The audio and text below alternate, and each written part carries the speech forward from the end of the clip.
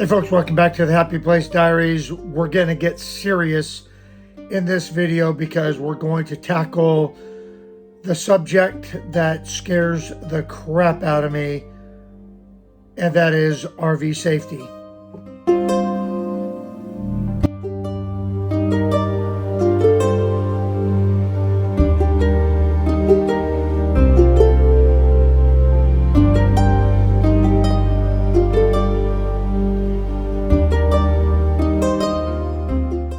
Hey folks, welcome back. Really appreciate you coming along. And like I said in the intro, we're going to talk about RV safety in particular as it applies to anybody that's new to RVing and a lot of old timers that pretty much forget about this kind of stuff.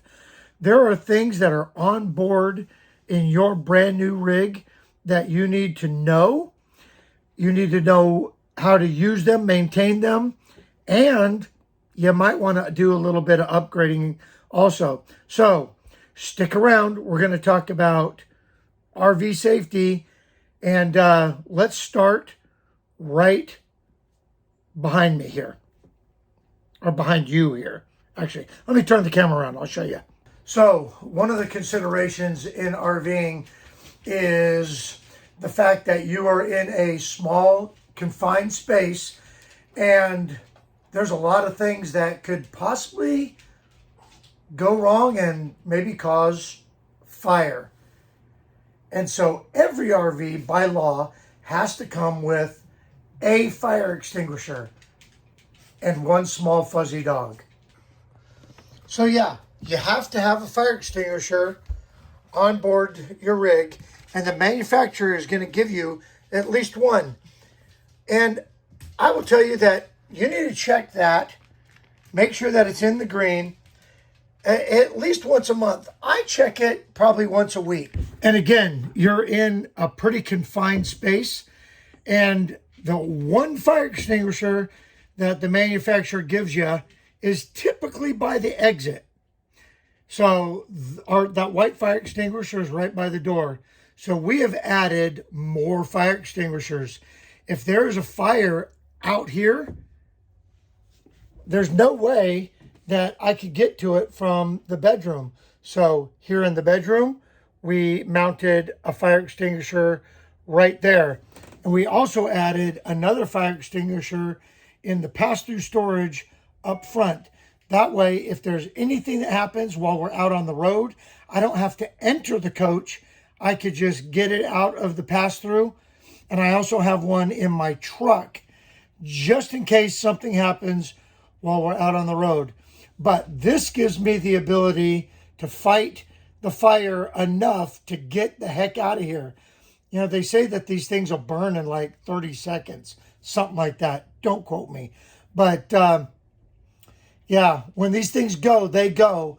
And you want to make sure that you have at least the ability to keep yourself from burning while you're trying to get the heck out. Another safety feature that is mandatory on every RV is an escape route other than the front door. So in our Montana, that window, this window, that window, and that window in the bedroom are all fire escapes. And you'll know they're designated fire escapes because they will say exit, and they have a red pull tab on the screen, where your non-fire escape window will have a white tab. So that is an industry standard. Exit, red tab, and you'll get some sort of way of opening it in a hurry.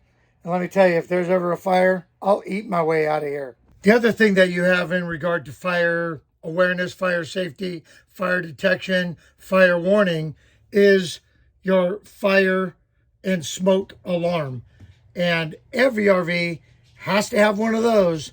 And I've been in some RVs where people, pull the batteries out of those because it always sets off, the smoke detector when you're cooking. But make sure that you're not only keeping the battery in there, but you're also checking it and making sure that you're changing your batteries at least once a year. And here's a bonus tip for you.